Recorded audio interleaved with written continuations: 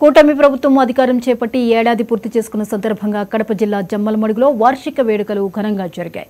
వార్షికోత్సవాన్ని పురస్కరించుకుని నియోజకవర్గంలో పలు అభివృద్ధి కార్యక్రమాలకు ఎమ్మెల్యే ఆదినారాయణ, ఆర్డీఓ సాయిశ్రీ శంకుస్థాపనలు చేశారు. రాష్ట్ర అభివృద్ధి కేవలం కూటమి పాలనలోనే సాధ్యమని ఎమ్మెల్యే అన్నారు. గత 5 ఏళ్లుగా అభివృద్ధికి నోచుకొని నియోజకవర్గాన్ని గాడిన పెట్టాల్సిన అవసరం ఎంతైనా ఉందన్నారు.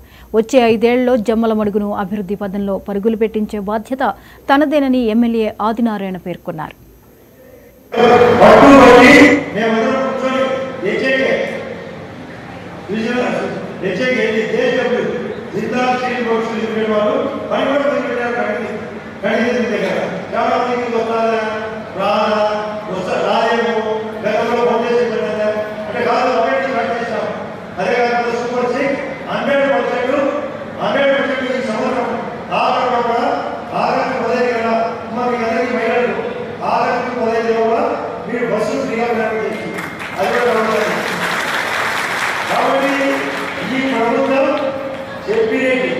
చెప్పనండి ఈ యొక్క కోడి గారి ఆధ్వర్యంలో ఆ పైన అమరావతి పుట్టేదాన్ని గంట అమరావతితో పాటు గోదావరి పుట్టేదాన్ని అది కాకుండా మనకు ఆ గోదావరి నీళ్ళు వరద 22,000 కోట్లతో ప్లాన్ చేశారు.